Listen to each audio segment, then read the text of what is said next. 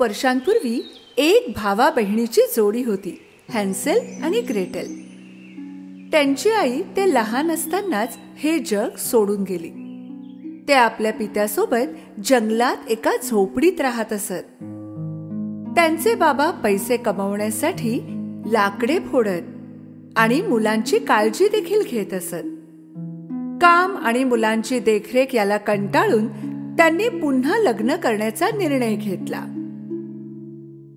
त्यांची नवीन बायको खूप श्रीमंत घरातली होती. तिला त्यांचं गरीब असणं आणि झोपडीत राहणं पसंत नव्हतं आणि ती तिच्या सावत्र मुलांचा देखील राग करत असे. हिवाळ्यात एका रात्री झोपण्यापूर्वी हॅन्सेल आणि ग्रेटलला काहीतरी ऐकू आलं. त्यांची नवीन आई त्यांच्या बाबांना काहीतरी सांगत होती. थंडीच्या दिवसात आपलं कसं होणार? धान्यही कमी पडेल.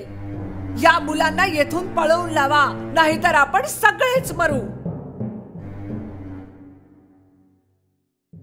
तू माझ्याशी वाद घालू नकोस. उद्याच यांना कुठेतरी दूर नेऊन सोडून येऊ. हे ऐकून ग्रेटल रडू लागली.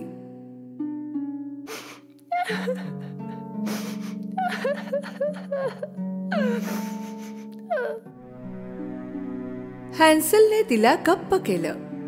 तू रडू नकोस ग्रेटल, आपण यातून काही ना काही मार्ग काढू.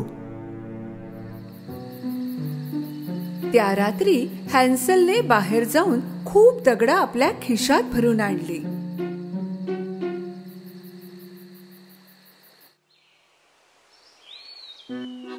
दुसऱ्या दिवशी सकाळी ते सगळे बाहेर लांब जाऊ लागले.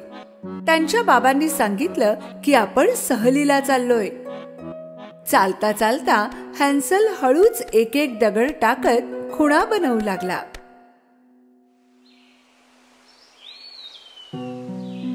संध्याकाळी शेकोटी पेटवून आई आणि बाबा निघून गेले. असं सांगून की आम्ही लगेच येतो, पण ते परतले नाहीत.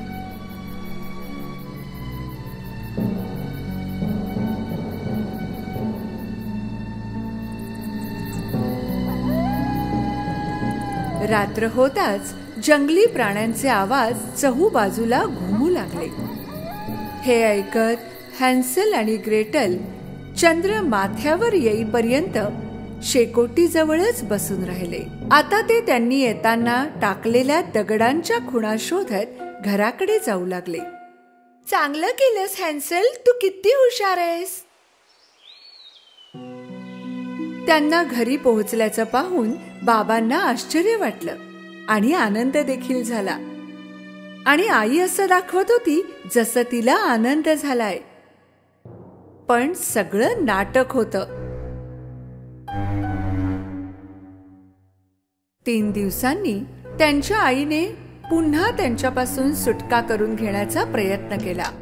यावेळी तिने रात्री दोघांचे दरवाजे बंद केले, जेणेकरून हॅन्सेल पुन्हा दगड आणायला बाहेर जाऊ नये. पण हॅन्सेल हुशार होता. यावेळी जाताना त्याने पावाचे तुकडे आपल्या खिशात भरून घेतले होते आणि त्यांच्या खुणा बनवत गेला.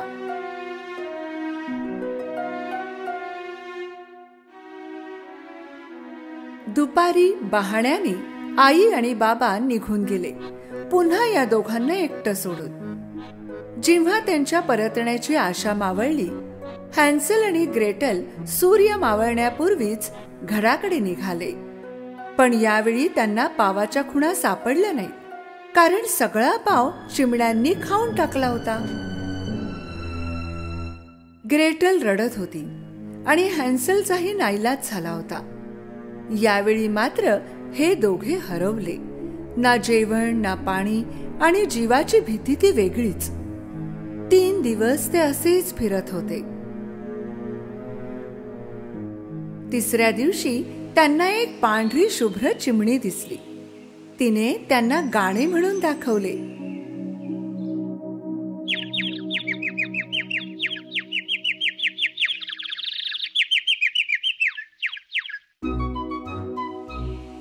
त्यावेळी ते आपली तहान भूक विसरून त्या चिमणीच्या मागे मागे गेले आणि पोहोचले एका विचित्र घरासमोर. त्या घराची भिंत पावाची होती आणि छप्पर केकचं आणि खिडक्या चॉकलेटच्या होत्या. चहूबाजूला क्रीमच क्रीम. हॅन्सल आणि ग्रेटल आनंदाने थांबूच शकले नाहीत. सगळा थकवा विसरून त्या घराकडे गेले. आता ते काहीतरी खाणार इतक्यात आतून आवाज आला. अरे, कोण चावा घेतय माझ्या घराचा? त्यांना दरवाजात एक खूप प्रेमळ आजी सारखी म्हातारी दिसली. त्या दोघांनी तिला सगळं सांगितलं. तेव्हा आजीने त्यांना घरात बोलवलं. घराच्या बाहेर आणि आतमध्ये एकदम वेगळं होतं. घरात अंधार होता आणि बरं वाटत नव्हतं. पण भुकेले असल्याने त्या दोघांनी फारसा विचार केला नाही. आजीने त्यांना तऱ्हेतऱ्हेचे पक्वान्न खाऊ घातले, असेही जे त्यांनी आधी कधीच खाल्ले नव्हते. आणि रात्री ज्यावर झोपले तो बिछाना देखील किती मौशार होता. सकाळी उठल्यावर पाहतात तर काय, ती आजी कुठेच नव्हती. ते तिला शोधू लागले. तेथेच त्यांना एक दरवाजा दिसला. आत गेले तर खोके भरून खजिना होता. दोघांना आश्चर्य वाटलं. हॅन्सलला अजून जवळून पाहायचं होतं. पण इतक्यात त्यांचा पुन्हा आवाज आला. काय रे पोरांनो, काय चाललंय? दोघांनी वळून पाहिलं तर ती चेटकीण समोर उभी होती. त्यांना समजलं की ती आजी म्हणजे एक चेटकीण होती, जी या मुलांना आपल्या तळघरात घेऊन जाण्यास आतुर झाली होती. त्यांनी तेथून पळायचा प्रयत्न केला, पण दरवाजा बंद होता. चेटकिणीने हॅन्सलचे केस पकडले आणि एका पिंजऱ्यात टाकलं. ग्रेटलला ती खेचत स्वयंपाकघरात घेऊन गेली. तुझा भाऊ खूप बारीक आहे, त्याला जाड करायला जेवण बनव. धष्टपुष्ट असेल तर मला त्याला खाताना मज्जा येईल. पण तू काही खायचं नाहीस, फक्त त्याला खाऊ घालायचं, समजला? ग्रेटलला तिचं ऐकावंच लागलं. हॅन्सल खूप हुशार होता. त्याने तिला मूर्ख बनवायची शक्कल लढवली. प्रत्येक रात्री चेटकीण झोपली की हॅन्सल पिंजऱ्याच्या तळाशी खड्डा खणत असे.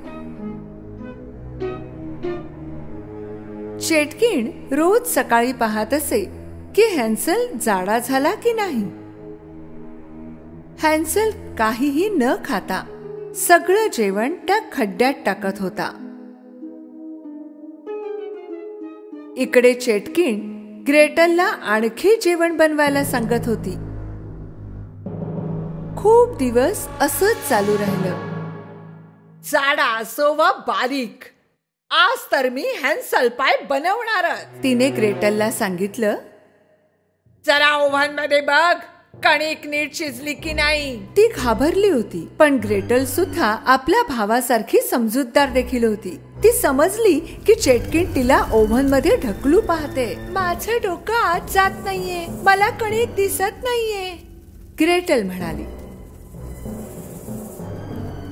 चेटकिणीने स्वतःच तिचं डोकं आत घातलं. संधी मिळताच ग्रेटलने सर्व शक्तीनिशी चेटकिणीला आत ढकललं आणि दरवाजा बंद केला.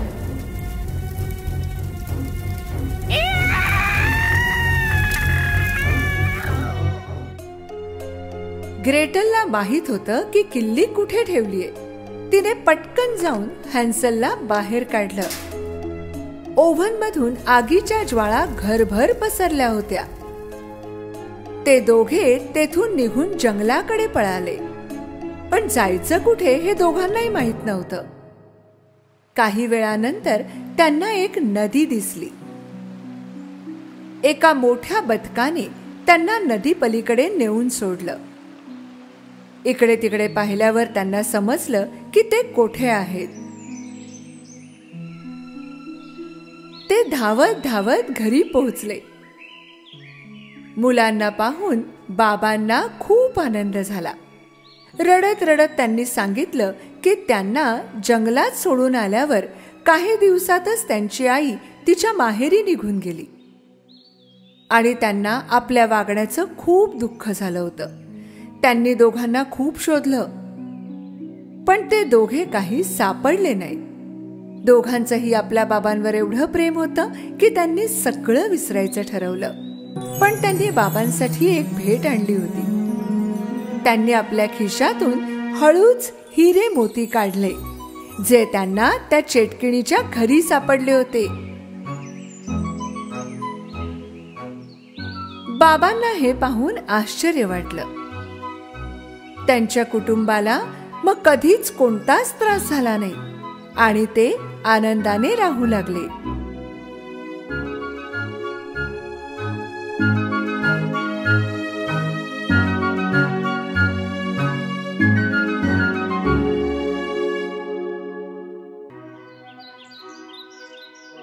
एकेकाळची गोष्ट आहे. जंगलात एका लहानशा घरात आई बकरी आणि तिची आवडती पिल्ले मजेत राहत होते. लहान बकऱ्या खूप गोड दिसायच्या, अगदी खेळण्यातल्या सारख्या. सगळ्या आईसारखंच आई बकरीचं सुद्धा तिच्या पिल्लांवर खूप प्रेम होतं. ती सगळ्या जंगली प्राण्यांपासून त्यांचं रक्षण करत असे. एक दिवस जेवण शोधण्यासाठी बाहेर पडण्यापूर्वी तिने तिच्या पिल्लांना जवळ बोलावलं आणि म्हणाली, माझ्या बाळांनो, मी जंगलात जात आहे. कुणासाठीही दरवाजा उघडू नका.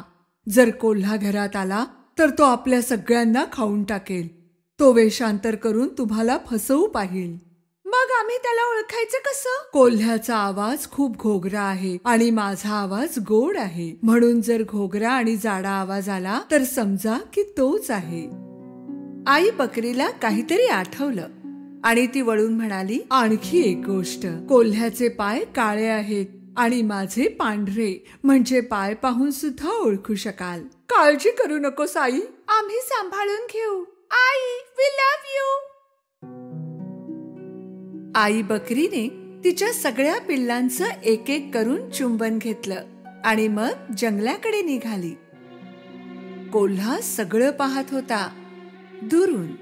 आई बकरी गेल्यावर तो आणखी थोडा वेळ थांबला आणि मग तो त्यांच्या घरी पोहोचला.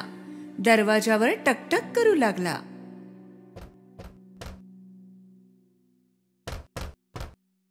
कोण आहे बाहेर? माझ्या बाळांनो, चला दरवाजा उघडा. बघा, आईने तुमच्यासाठी खायला आणलंय. पण पिल्लांनी कोल्ह्याचा घोगरा आवाज ओळखला. दरवाजा पलीकडून ते ओरडले, तू आमची आई नाहीस. तिचा आवाज खूप गोड आणि छान आहे. तू आम्हाला मूर्ख नाही बनवू शकत कोल्ह्या. कोल्ह्याला खूप राग आला, कारण तो बकरीच्या पिल्लांना फसवू शकला नाही. तेव्हा त्याने एक खडूचा तुकडा खाल्ला. आता त्याचा आवाज थोडा गोड झाला होता. तो पुन्हा त्यांच्या घरी गेला आणि दरवाजा वाजवला. यावेळी कोल्ह्याने त्याच्या गोड आवाजात हाक मारली, माझ्या बाळांनो, दरवाजा उघडा. मी तुमची आई आहे. मी सगळ्यांसाठी खायला आणलंय. यावेळी गोड आवाज ऐकून पिल्लांना वाटलं की हा त्यांच्या आईचाच आवाज आहे. दरवाजा उघडणार इतक्यात त्यांच्यापैकी एक ओरडला, आधी दरवाजाच्या खालून पाय पाहूया. जेव्हा त्यांनी पाहिलं तेव्हा कोल्ह्याचे काळे पाय दिसले. सगळे ओरडले, आम्ही दरवाजा उघडणार नाही. आईचे पाय तर काळे नाहीत, तिचे पाय गोरे आहेत. तू कोल्हा आहेस. आपला राग गिळून कोल्हा तेथून निघाला आता तो एका बेकरीत गेला. बेकरीवाला कोल्ह्याला पाहून चकित झाला. मी आता शाकाहारी बनलो आहे. आता मी पेस्ट्री खाणार आहे. थोडंसं पीठ द्याल का? कोल्हा बेकरीतून पीठ घेऊन निघाला.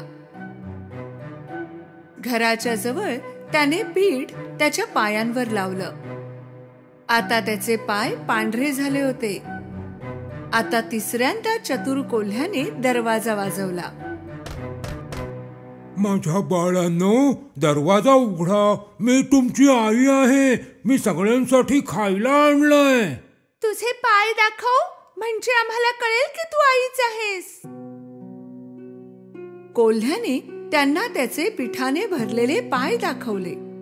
जेव्हा पिल्लाने पांढरे पाय पाहिले तेव्हा त्यांना वाटले की त्यांची आई आहे आणि दरवाजा उघडला. मग काय, त्यांच्या समोर कोल्हा होता. पिल्ले घाबरली, घाबरून ओरडू लागले. पळून पळून कुठे पळणार? तुम्ही माझ्या हातून वाचणार नाही. एक पिल्लू टेबलाच्या खाली लपले, दुसरा गादीमध्ये, तिसरा चिमणीमध्ये गेला, चौथा किचन मध्ये जाऊन लपला, पाचवा कपाटात जाऊन बसला, 6 पडद्याच्या मागे आणि 7वा घड्याळाच्या आत. पण कोल्हा चतुर होता. त्याने सगळ्यांना एक एक करून पकडलं. थांबा, अरे थांबा म्हणतो ना, थांबा. सोडणार नाही मी तुम्हाला.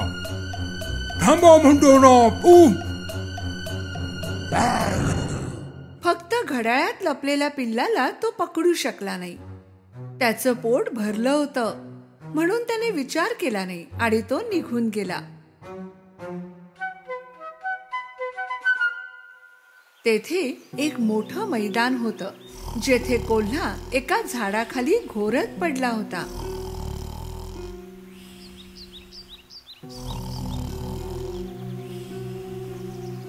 थोड्या वेळाने आई बकरी घरी पोहोचली. दरवाजा उघडा पाहून ती समजली की काहीतरी झालं आहे आणि ती ओरडू लागली.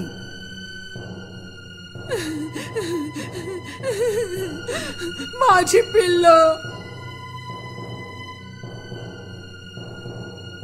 घरात आल्यावर ती घाबरली. सगळं सामान विखुरलं होतं. पडदे फाटलेले होते, गादी विखुरली होती, उशा आणि चादरी इकडे तिकडे पडल्या होत्या. आई बकरी तिच्या पिल्लांना कुठेच शोधू शकली नाही. एक एक करून नावांनी हाका सुद्धा मारल्या, पण कोणीच मिळालं नाही. मग 7व्याचं नाव घेतलं तेव्हा एक आवाज आला. मी घड्याळाच्या आत आहे आई. आई बकरी ताबडतोब त्या घड्याळाजवळ पोहोचली आणि तेथून आपल्या पिल्लाला बाहेर काढून मिठी मारली. पिल्लाने आईला सगळी कहाणी सांगितली. कोल्हा आला होता वेश बदलून. आम्हाला वाटलं की तू आहेस. त्याने माझ्या सगळ्या भावांना खाऊन टाकलं.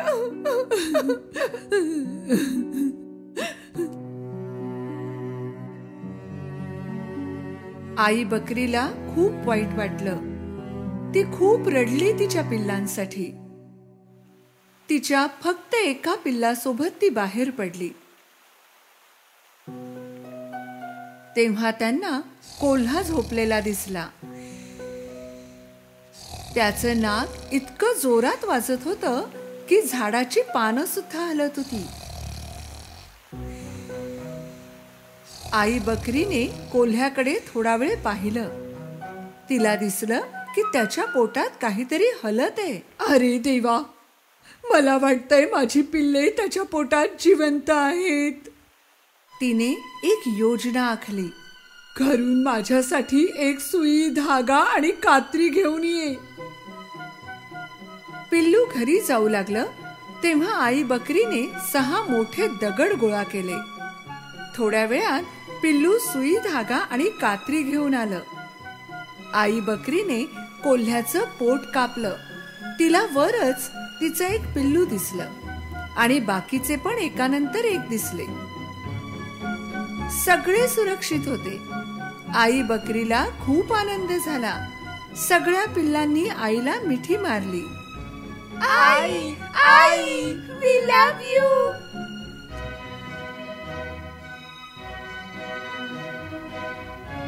सगळेच खूप खुश होते. माझ्या बाळांनो, तुम्ही सगळे सुरक्षित आहात. आई बकरीने कोल्ह्याच्या पोटात सगळे दगड टाकले. मग त्यांनी त्याचं पोट सुई धाग्याने शिवून टाकलं. कोल्हा एवढा गाढ झोपला होता की त्याला काहीच कळलं नाही. जेव्हा त्याला जाग आली आणि उभा राहिला, त्याचं पोट दुखत होतं. त्याला वाटलं सगळ्या पिल्लांमुळे पोटात दुखत असावं. त्याला खूप तहान लागली. तो नदीकडे गेला पाणी प्यायला.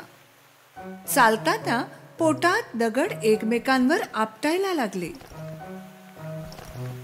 पोट एवढं जड आणि गच्च वाटतंय की जणू काही मी दगडच खाल्ले असावेत.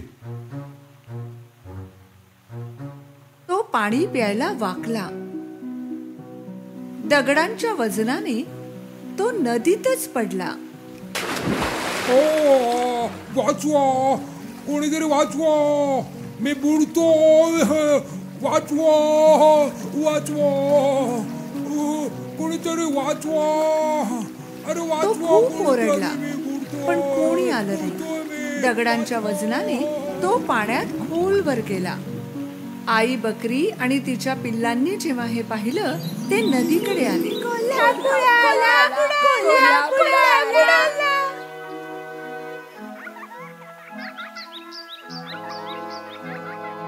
सगळे आनंदाने नाचू लागले. त्या दिवसापासून आई बकरी आणि तिच्या 7ही पिल्लांना शांत आणि आनंदी जीवन मिळाले. एका लहानशा तलावात एक छानसं बदकाचं कुटुंब राहत होतं. आई बदक तिच्या अंड्यांवर बसून तिची पिल्ले बाहेर येण्याची वाट पाहत होती. तेथे बरोबर 7 अंडे होते. एका सोनेरी सकाळी अंड्यातून पिल्ले बाहेर येऊ लागली. लवकरच त्यापैकी 6 अंड्यातून पिल्ले बाहेर आली. पिल्ले या नवीन जगाला समजून घेण्याच्या प्रयत्नात क्वॅक क्वॅक करत त्यांच्या आईच्या आजूबाजूला फिरत होते. पण त्या अंड्यांपैकी जे मोठे अंडे होते त्यातून पिल्लू बाहेर येण्याचा खूप प्रयत्न करत होते, पण त्याला बाहेर येता येत नव्हतं. आणि त्यामुळेच आई बदक खूप काळजीत होती. आई बदकाने आणखी थोडा वेळ वाट पाहायचं ठरवलं आणि मग ते शेवटचं 7वं अंड फुटलं. बदकाचं ते पिल्लू खूप गोंधळलेल्या नजरेने इकडे तिकडे पाहत होतं. त्या पिल्लाला हे माहित नव्हतं की त्याची आई आणि त्याचे भावंड त्याला गोंधळलेल्या नजरेने पाहतायत, कारण ते पिल्लू अजिबातच त्यांच्या भावंडांसारखं दिसत नव्हतं. तो थोडा आडवा होता आणि त्याचे सोनेरी आणि पांढरे पंख होते. इतर भावंड त्याच्याकडे पाहून हसू लागले. तो किती कुरूप दिसतोस, आमच्यासारखा अजिबातच दिसत नाहीस. मला कळत नाहीये की तू कसा काय तुझ्या भावंडांसारखा दिसत नाहीस.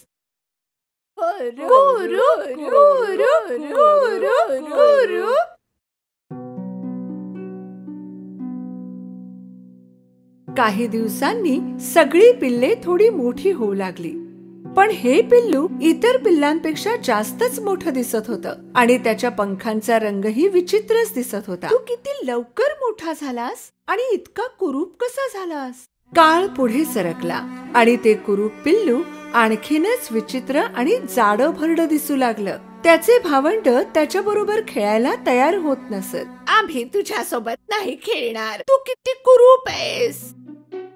तळ्यातले बाकी प्राणी सुद्धा त्या कुरूप बदकाची खिल्ली उडवत असत.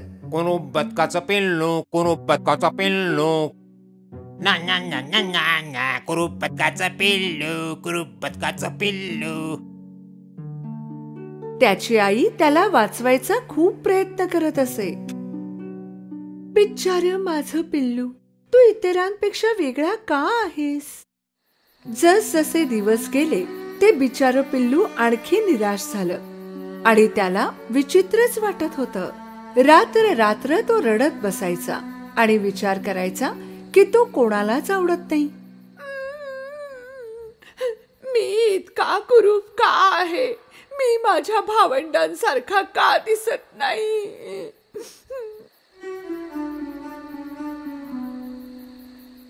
एक दिवस काही शिकारी तलावाच्या काठावर आले, जेथे हे लोक राहत होते. शिकारी त्या बदकांची शिकार करू लागले. आई बदक तिच्या पिल्लांसाठी अन्न शोधत होती. अचानक ती त्या शिकाऱ्यांच्या जाळ्यात अडकली. त्या बिचाऱ्या पिल्लाला माहीतही नव्हतं की त्याच्या आईसोबत काय झालं आहे. तो आईच्या येण्याची रात्रभर वाट पाहत होता.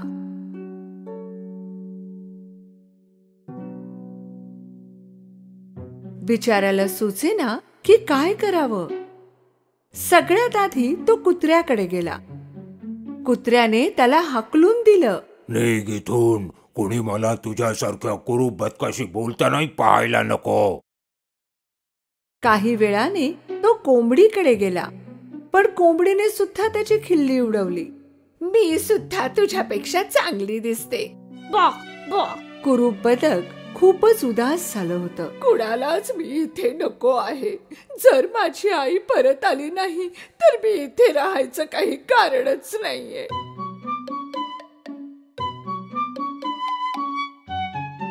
त्याच सकाळी ते बदक त्या तलावातून निघून गेलं. ते पोहत पोहत तलावाच्या दुसऱ्या किनाऱ्यावर गेलं. जे त्याला रस्त्यात भेटत होते त्या सर्व प्राण्यांना तो एकच प्रश्न विचारत होता. तुम्ही माझ्यासारखं कोणी दुसरं बदक पाहिलंय का? तुम्ही दुसरं एखादं बदक पाहिलंय का? तुम्ही माझ्यासारखं कोणी दुसरं बदक पाहिलंय का? सगळ्यांनी त्याला एकच उत्तर दिलं की त्यांनी इतकं कुरूप बदक आजपर्यंत कधीच पाहिलं नाही. बिचाऱ्या पिल्लाने आपला मार्ग ठरवला आणि दुसऱ्या तलावात पोहोचला. तेथेही त्याने सगळ्यांना तोच प्रश्न विचारला. तू इथे राहू नकोस. इथे जवळपास खूप शिकारी आहेत. तू इथून लगेच निघून जा. जा. कुरूप बदक तेथून निघून गेले. लवकरच ते आणखी एका तलावात पोहोचलं. यावेळी तेथे कोणीच नव्हतं. ते अगदी एकटंच होतं. जर कुणालाच मी आवडत नाही तर मी इथेच लपून राहतो संपूर्ण आयुष्य. महिने सरले. एकटं असूनही ते खूप आनंदात होतं. एक दिवस त्याने पाहिलं की पांढरी लांब मान असलेल्या पक्ष्यांचा थवा दक्षिणेकडे चालला होता. कुरूप बदक हैराण होऊन त्यांच्याकडे पाहत होता. किती सुंदर आहेत हे. मी पण असाच असतो तर. थंडीचे दिवस आले आणि बर्फ पडू लागला. कुरूप बदक पहिल्या बर्फ पडण्याच्या दृश्याच्या प्रेमात पडलं. खेळता खेळता ते बर्फाने झाकलं गेलं. खूप बर्फ पडल्यामुळे त्याला अन्न शोधायला त्रास होत होता. म्हणून तो चालतच होता अन्नाच्या शोधात. बदक थंडीने थरथरत होतं आणि थकलं सुद्धा होतं. ते एका शेतकऱ्याकडे पोहोचलं. शेतकऱ्याला त्याची दया आली. त्याने त्याला त्याचा कोट दिला. बिचारं बदकाचं पिल्लू, किती गारठलंय बरं हे. मी तुला घरी घेऊन जातो आणि तू मोठा होईपर्यंत तुझी काळजी घेतो. हा.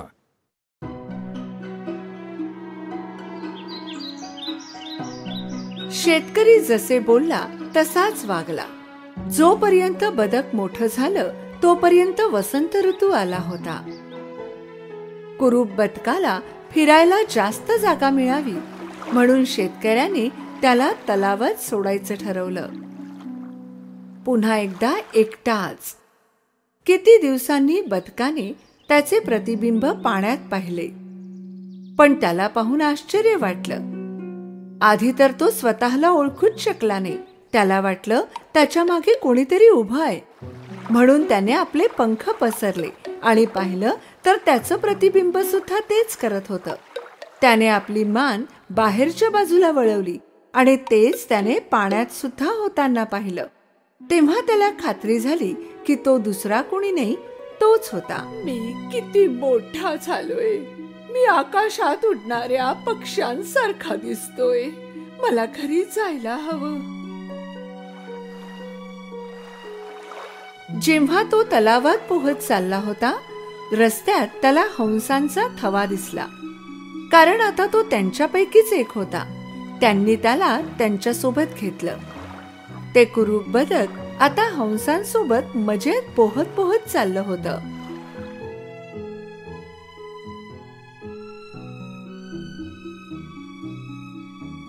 त्या लहानग्याला पहा, जो सर्वात मागे पोहतोय. हा सर्वात सुंदर हंस असावा. यापूर्वी मी कधीच पाहिला नव्हता. हो, तो आधीपासूनच एक हंस होता. दुर्दैवाने ते अंड इतर बदकांच्या अंड्यांमध्ये मिसळलं गेलं होतं.